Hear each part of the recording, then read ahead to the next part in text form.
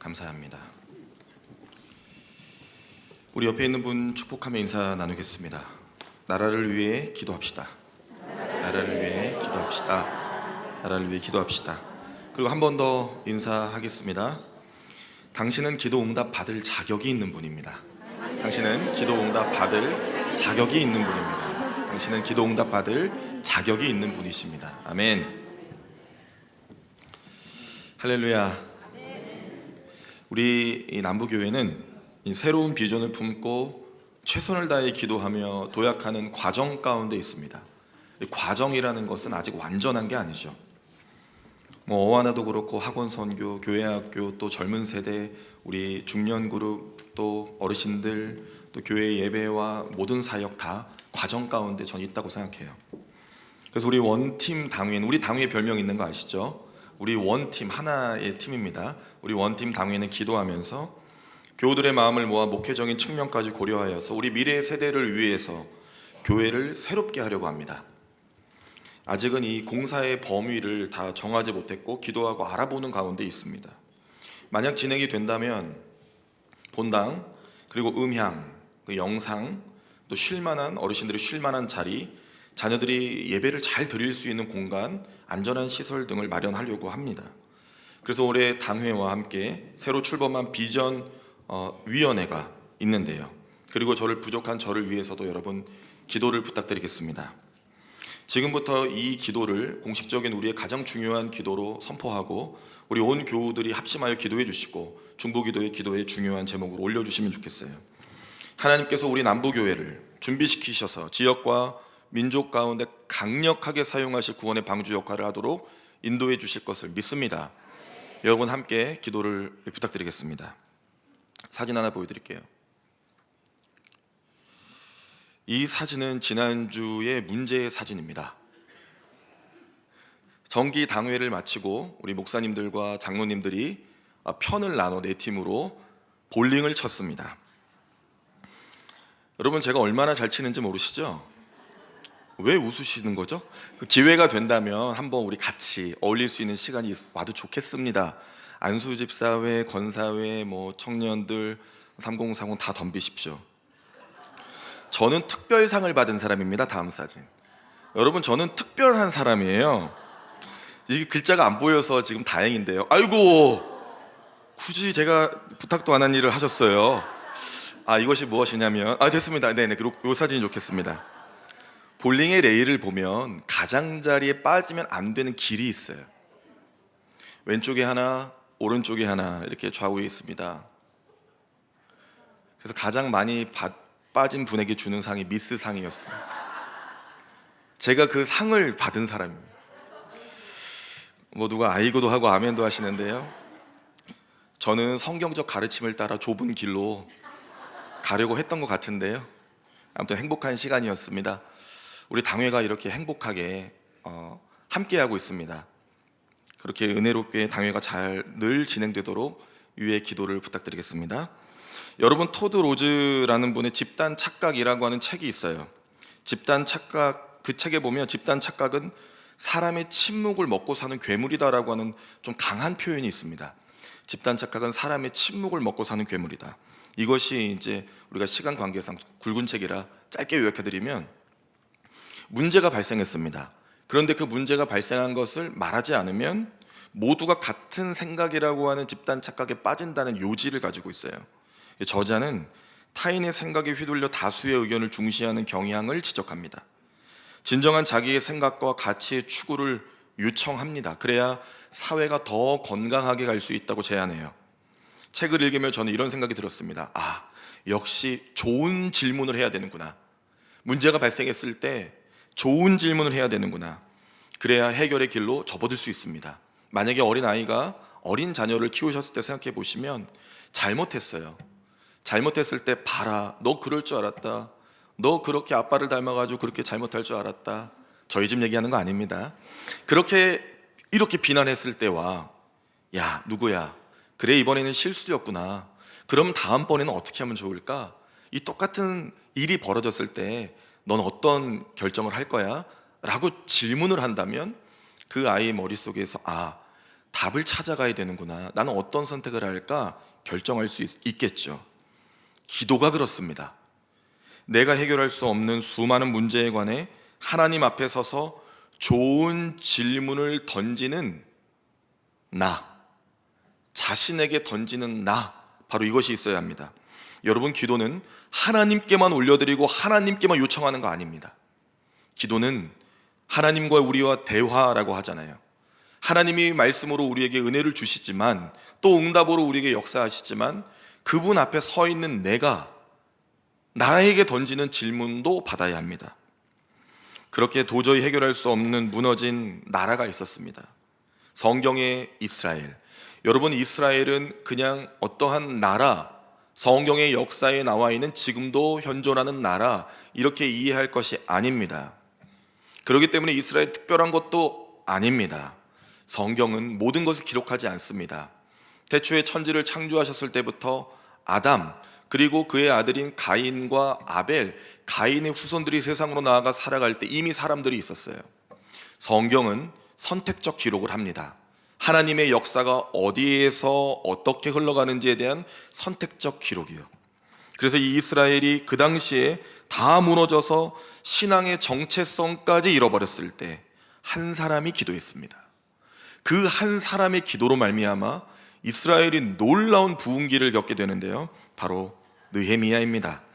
느헤미야는 이스라엘이 폭삭 망한 바로 그 시대 바벨론 포로기를 살았던 사람으로서 바벨론 이후에 페르시아 바사의 제국의 통치를 받았던 사람이기도 하죠. 그는 오늘 성경에 보면 수상궁에 거주했습니다. 여러분, 수상궁이라고 하는 것은 이스라엘로부터 예루살렘으로부터 약 1200km 떨어진 이방 나라의 지역입니다.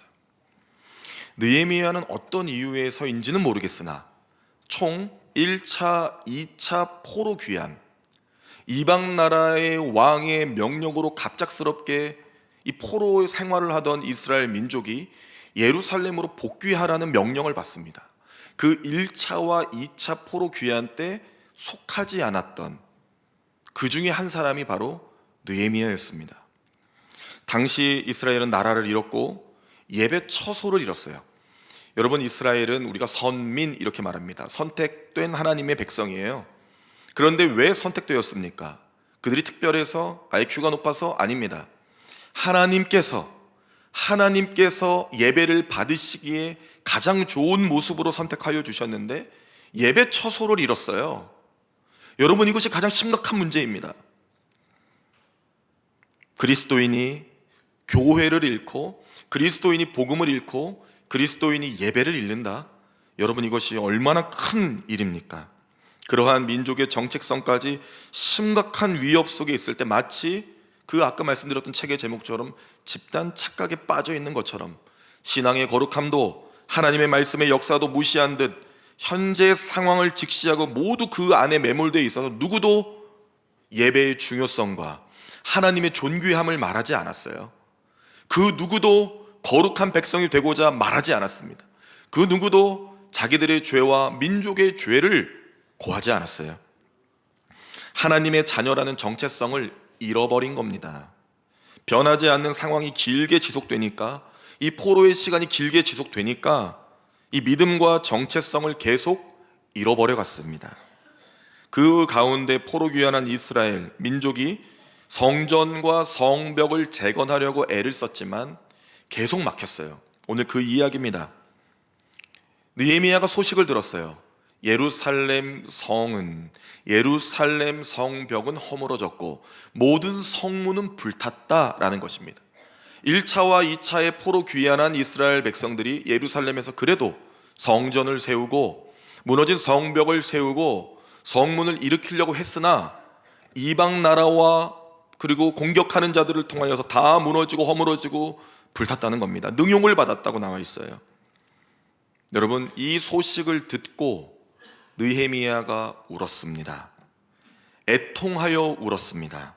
나라를 위해 기도하며 울었습니다. 여러분, 정말 나라를 우리가 사랑하여 기도하는 분들이라면 눈물이 있습니다. 나라를 위하여 눈물이 있어요. 우리 자녀들이 만약에 어떠한 잘못을 아까처럼 했다고 쳐볼까요? 그럴 때 여러분 혼내고 지적도 하죠. 왜냐하면 바른 길로 갈 수 있도록 부모의 마음이 그런 거 아니겠습니까? 저도 부모가 되어보니 그 마음을 그제야 깨달았습니다. 예전에 부모님께 혼날 때는 왜 그럴까? 그냥 두면 잘할 텐데. 그 마음이 강했어요. 강해 보이죠? 어렸을 때도 그랬습니다. 그런데 제가 어른이 되고 부모가 되어 보니 부모님의 그 가르침이 너무너무 소중했던 것이라는 것을 알았습니다. 그러나 자녀가 잘못해도 그 자녀를 욕하고 비난만 하는 것이 아니라 진짜 어려운 게 무엇인지 아십니까? 저도 매를 들어봤습니다. 매 드는 것도 할 수 있습니다. 그런데 정말 어려운 것은 그 자녀를 위하여 기도하는 일입니다. 여러분, 매일같이 자녀를 위해 기도한다는 것이 결코 쉬운 일이 아닙니다. 그것은 훈계보다 어렵고 사랑의 매보다 어려운 일입니다. 그렇기 때문에 나라를 위하여 기도한다, 눈물을 흘린다, 여러분, 이것이 굉장히 어려운 일이라는 것을 말씀을 드립니다. 우리는 눈물보다 걱정이 앞서 있고 근심 걱정이 그 눈물과 기도보다 앞서 있습니다. 그러나 중요한 것은 예수를 믿는 사람에게는 그것보다 더 중요한 눈물의 기도가 필요한데, 오늘 느헤미야가 유일하게 성경에 기록된 그 시대 속에 유일하게 눈물을 흘리며 기도했습니다. 4절이죠. 나라의 상황을 듣고 울고 수일 동안 슬퍼하며 금식하여 기도했습니다. 왜 금식하여 눈물 흘리며 기도했을까요? 하나님의 약속의 성취를 바라보는 선민 이스라엘이 이렇게 하나님을 멀리 떠나 포로가 되고 예언의 말씀과 같이 버려진 듯 사는 이 시간이 길어졌는데, 예루살렘으로 복귀한 1, 2차의 백성들이 그래도 성전을 짓겠다 하는데 이방 민족의 공격을 받아 성이 다 무너지고 불타고 성문이 다 불타서 들어갈 출입구도 없고 벌벌 떨며 예루살렘에 거주하지 않고 다 지방으로 흩어져 도망간 상황을 들었을 때 더 깊은 눈물이 흘렀던 것이죠. 그런데 왜 느헤미야는 1, 2차 때 돌아가지 않았을까요? 이렇게 높은 자리에 있는 사람이, 그래도 이방의 관료로 있는 사람이, 영향력을 줄 수 있는 사람이 예루살렘으로 가서 그 일들을 했으면 좋지 않았을까요? 그런데 이것은 성경에 기록되어 있지 않습니다. 한 가지 확실한 것은 느헤미야는 이 시간 속에 기도했습니다. 4달 동안 눈물을 흘리며 금식하며 전심을 다해서 기도했어요. 4개월이나 시간 동안. 그러나 응답이 없었습니다. 응답이 없었어요. 생명을 걸어 기도했지만, 전심을 다해 금식하며 통곡하며 기도했지만 아무 응답이 없었어요. 아무 응답이 없었습니다. 그러나 한 가지 확실한 것은 느헤미야가 이 큰 나라의 문제 속에, 민족의 죄악 속에 하나님을 찾았고 기도했다는 데 있습니다. 사람을 의지할 수 있는 높은 자리에 있었으나 사람을 찾아가지 않았어요. 여러분, 사람은 결국 배신합니다. 여러분, 누구도 믿지 마세요. 누가 저에게 명언을 남겨주셨는데요, 저 힘들 때 아내만 믿어라. 전 정말 그때 그것이 무슨 이야기인지 몰랐습니다. 그런데 믿음으로 기도하면서 나아가는 과정 속에 사람을 믿지 말라는 이야기구나 라는 것을 알았어요. 사람을 믿는 것이 아닙니다. 사람은 결국 배신합니다. 그러나 하나님은 결코 하나님의 말씀을 거두지 않고 배신하지 않으세요. 여러분, 어려움과 고난 가운데 누구를 찾으시겠습니까? 예수를 믿는 우리가 누구를 찾아가야 될까요?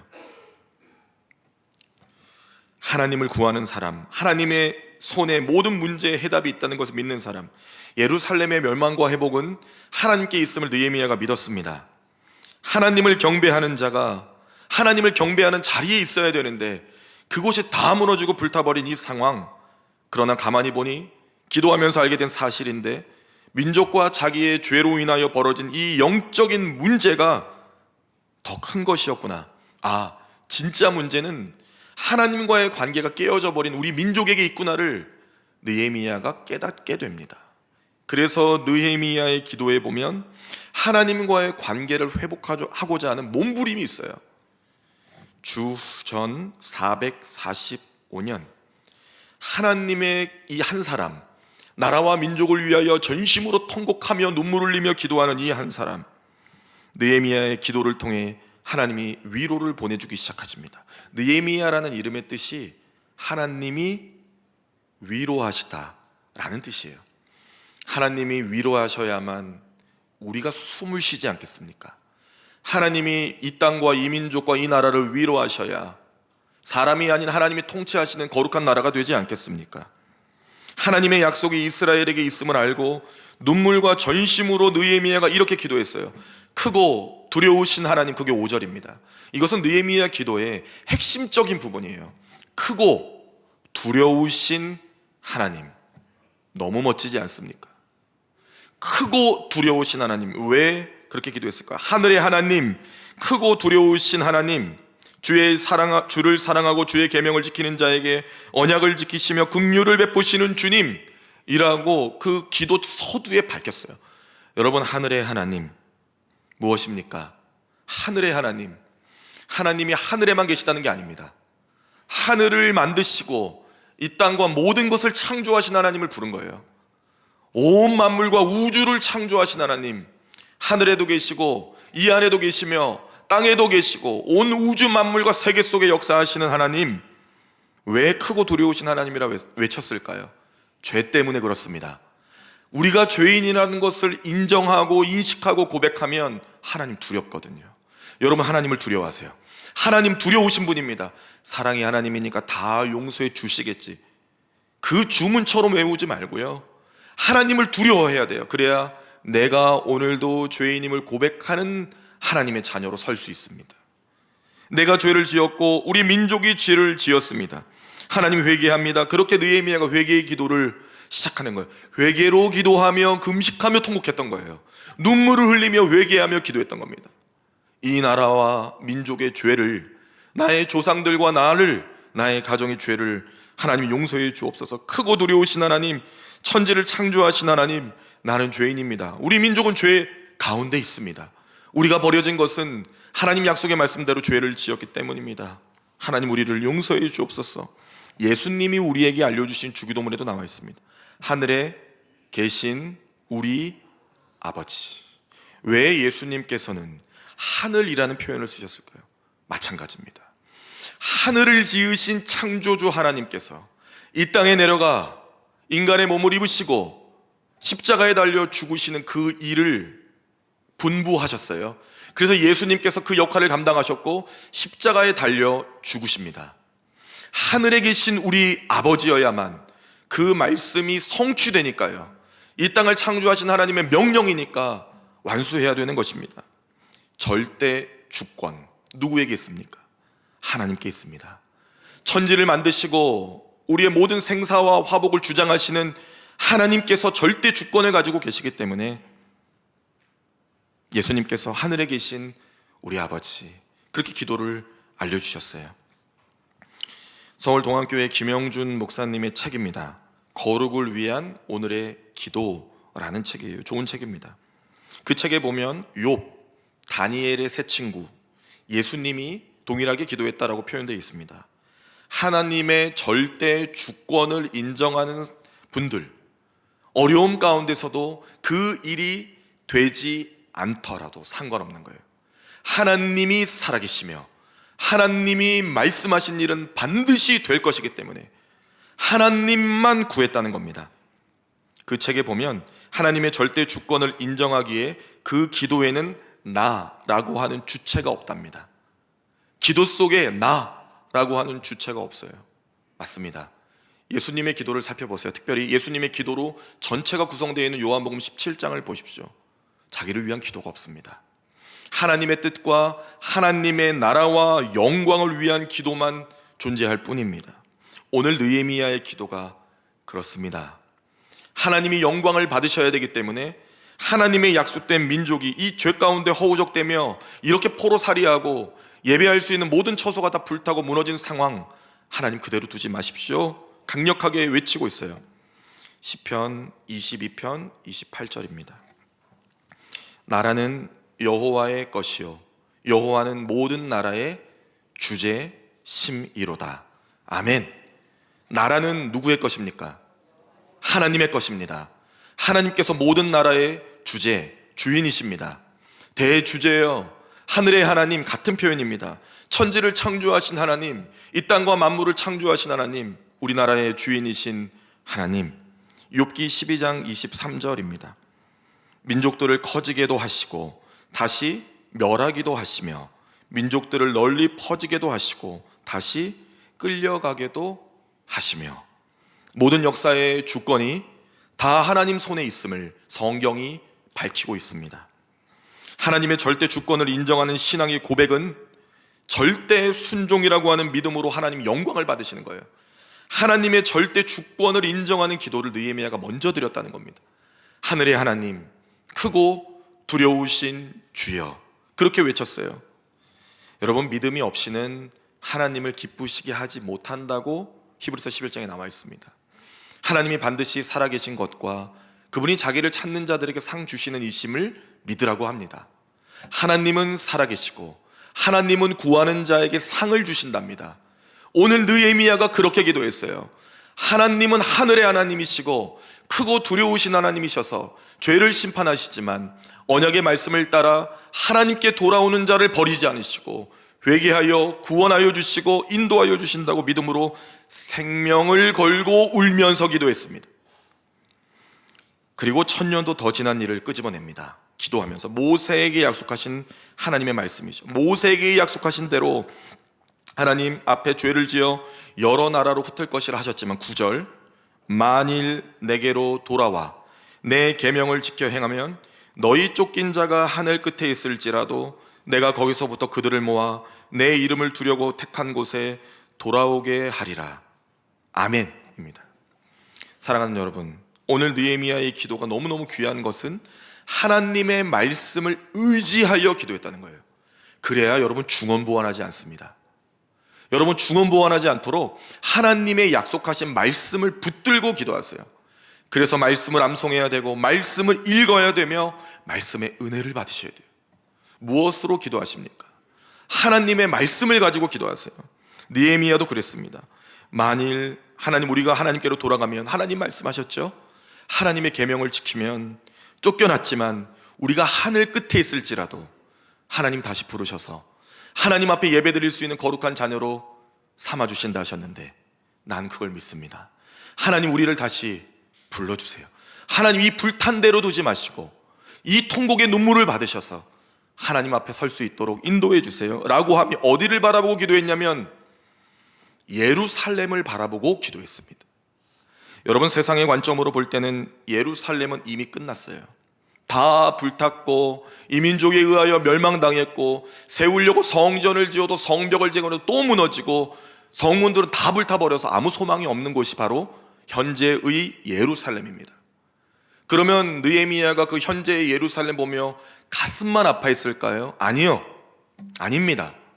하나님께서 말씀을 지키시고 신실한 약속에 응답하여 주셔서 그 불탄 자리가 다시 한번 거룩한 성전이 세워지고 무너진 성벽이 재건되며 하나님께 예배할 수 있는 민족으로 세우실 것을 바라보며 기도했습니다. 성도는, 그리스도인은 하나님이 역사하시고 인도해 주신다고 하시는 말씀을 믿는 자들입니다. 십자가가 세워진 교회에 우리가 있습니다. 십자가를 바라보고 있습니다. 여러분은 무엇을 바라보며 어디를 놓고 무엇을 위하여 기도하십니까? 하나님이 통치하시는 절대 주권의 하나님을 믿고 십자가로 구원받은 그리스도인답게 하나님이 우리의 역사와 상황 속에 세우실 하나님의 나라를 바라보며 기도하는 것이죠. 사랑하는 여러분, 느헤미야는 나라를 위해 기도하고 기대했어요. 너무너무 이상한 말이 무엇인지 아십니까? 목사님, 기대할 게 없어서 기도가 안 나와요. 여러분, 참 이게 이해는 되는 말입니다. 기대가 안 되니까 기도도 안 나와요. 맞습니까? 틀렸습니다. 기도를 해야 기대가 생깁니다. 기도를 해야 기대를 주시고 소망을 주세요. 기도를 해야 합니다. 사랑하는 가정과 자녀들을 위해서 여러분 무엇을 하시겠습니까? 기도를 해야 됩니다. 아이고, 저 녀석은 엄마 닮아가지고 가능성도 없고 잠깐만 뭐 어떻게 되려고 그래. 그것이 아니라 가능성이 없는 녀석이구나. 기도하자. 그 아이를 위해 전심으로, 그 자녀를 위해 전심으로, 손주를 위해 전심으로 기도하고 눈물을 흘리고 하나님이 아이가 진정으로 주님을 만나고 인격적으로 주님을 고백하는 믿음의 삶을 살게 해달라고, 그리하여 가정과 교회와 세상에 하나님의 거룩한 영향력을 뿜어낼 수 있는 인재가 되게 해달라고 기도해 보세요. 한계가 없으신 하나님께서 그 믿음의 기도를 받으셔서 우리 자녀의 미래를 어떻게 여실지 어떻게 알겠습니까? 나라를 위해 하는 기도도 마찬가지입니다. 기도하며 기대를 하는 것입니다. 많은 청년들이 지금 말하는 것이 이 나라에 소망이 없다고, 다른 나라에 살아야겠다고, 그것이 이제 유행처럼 이야기가 됩니다. 다른 나라에 가서 사는 것이 잘못은 아닙니다. 그러나 희망이 없어서 가는 것은 문제라고 생각합니다. 기도하며 그리스도인들이 하나님께서 세우신 이 나라 가운데, 하나님이 통치하신 주권적 역사 가운데 세우실 많은 것들을 기대하며 우리가 바라볼 수 있도록 여러분 기도해 주세요. 나라를 위해 기도할 때 내게 주신 사명이 더 분명해지고 목적이 분명해집니다. 하나님은 개인으로만, 가정으로만 역사하지 않으십니다. 교회를 통해서도, 나라와 민족을 통해서도 하나님은 역사하십니다. 여러분, 이 나라의 주인이 누구이십니까? 믿음으로 답해 보시죠. 우리나라의 주인이 누구이십니까? 하나님이십니다. 저는 그것을 믿습니다. 여러분 믿으십니까? 내 가정의 주인은 누구입니까? 하나님이십니다. 내 인생은 누구의 손에 달려 있습니까? 하나님 손에 달려 있습니다. 다 하나님 손에 달려 있습니다. 저는 언젠가 우리 후손이 이렇게 기도할 날이 오기를 소망합니다. 2025년 나라를 위해 기도하는 남부교회와 믿음의 선조들을 기억하옵소서. 오늘 느헤미야의 기도에서 굉장히 중요한 부분이 있는데, 느헤미야는 기도하면서 그렇게 외칩니다. 여러 지점에서 이 단어를 씁니다. 기억하여 주옵소서. 기억하여 주옵소서. 하나님 기억하여 주옵소서. 지금도 우리 가운데, 우리나라와 민족 가운데 하나님의 주권적 통치를 바라며 하나님의 나라와 영광을 위하여 십자가를 바라보며 기도하는 기도의 사람들이 있습니다. 기억하여 주옵소서. 그 손길을 기억하여 주시고, 나도 그렇게 기도합니다. 하나님 기억하여 주옵소서. 하나님이 주시는 형통함을 경험하며 그 은혜를 입어서 그 당시 기도했던 남부교회 믿음의 선조들처럼 또한 하나님 기억하여 주셔서 오늘 우리도 그 은혜를 입어 살아가게 하옵소서라고 말할 수 있는 우리의 믿음의 후손과 자녀들이 생겨나기를 간절히 바랍니다. 그때 하나님께서는 무너진 나라와 무너진 성벽과 무너진 문과 불타버린 모든 것을 새롭게 하셔서 그 이전보다 더 강력하게 새롭게 하실 것입니다. 죄인이고 연약하고 원수되었던 우리를 예수의 십자가 보혈의 공로로 세우셔서 거듭나게 하셔서 이렇게 세우셨어요. 그 하나님께서 하시지 못할 일이 없습니다. 이 나라와 민족을 통해 축복하시는 하나님을 믿으시기를 바랍니다. 나라를 위하여 우리는 회개하며 기도해야 합니다. 그것이 은혜이고 능력입니다. 우리가 죄인이 되어서 기도할 수 있다는 것이 은혜이고 능력입니다. 가정과 교회와 사회와 나라를 위해 회개하며 기도하는 것이 얼마나 중요한 일인지 모르겠습니다. 이것이 진정으로 사랑하는 길입니다. 하나님을 사랑하는 사람은 하나님이 허락하신 나라를 위하여 기도하게 되어 있습니다. 하나님을 사랑하는 사람은 전심을 향하여 가정을 위하여 또 교회를 위하여 우리 모두를 위하여 중보합니다. 역대상 4장 10절 말씀입니다. 야베스가 이스라엘 하나님께 아뢰어 이르되 주께서 내게 복을 주시려거든 나의 지역을 넓히시고 주의 손으로 나를 도우사 나로 환난을 벗어나 내게 근심이 없게 하옵소서 하였더니 하나님이 그가 구하는 것을 허락하셨더라. 아멘. 저는 성경을 읽을 때 정말 가슴 저리게 소름 돋을 때가 있습니다. 이 구절은 늘 읽을 때마다 그렇습니다. 역대상은 유다 왕조의 이야기입니다. 그러나 야베스는 저주받은 인생이고 저주받은 이름입니다. 피곤, 고단함, 그의 이름부터가 그랬습니다. 성경은 그 이름대로 사용하시거든요. 느헤미야는 하나님이 위로하시다는 뜻이에요. 그런데 필요에 따라서 야곱을 이스라엘로 이름도 바꿔주신 하나님께서 이 야베스의 이름은 바꿔주시지 않았어요. 야베스는 믿음으로 구했습니다. 주님, 내 이름이 바뀌지 않더라도, 내 몸에 장애가 있더라도, 내가 이렇게 불완전한 삶을 살지라도 하나님, 나는 하나님의 종이오니 하나님의 백성이오니 나에게 복을 주실 건데 이왕 복을 주신다면 하나님 나의 지경을 넓혀주시고 지역을 넓혀주시고 환난을 벗어나 내게 근심이 없게 하나님의 손으로 직접 나를 만져주소서 하였더니 하나님이 그가 구하는 것을 허락하셨습니다. 여러분, 오늘 10절 말씀에 보면 나는 주의 백성이라고 느헤미야가 기도합니다. 우리는 주의 백성입니다. 하나님, 우리를 버리지 마옵소서. 은혜를 베풀어 주옵소서. 그때 강력하게 믿음으로 기도했고 하나님께서 허락하셨습니다. 그리고 나오는 마지막 구절의 뒷부분 말씀이 그때 내가 왕의 술 맡은 관원장이 되었어요. 여러분, 이제 느헤미야 이야기는 시작되지만 설교가 끝났습니다. 나머지 부분은 여러분이 아실 거라 생각하고 상상하셔도 좋습니다. 앞으로 펼쳐질 일들이 얼마나 기대가 되십니까? 내가 그때 왕의 술 맡은 관원이 되었다.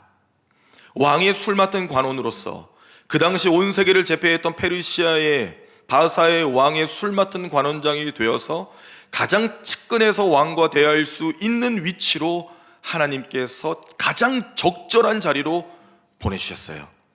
느헤미야는 이 고백을 하며 기도를 하며 어떤 마음이었을까요? 하나님, 이 왕의 마음을 바꿔주옵소서. 그 마음과 중심이 이미 있었을 겁니다. 여러분, 영국의 노예 해방을 주도했던 윌리엄 윌버포스라고 하는 아주 유명한 정치가가 있습니다. 그는 영국의 노예를 해방시킨 그 인물이에요.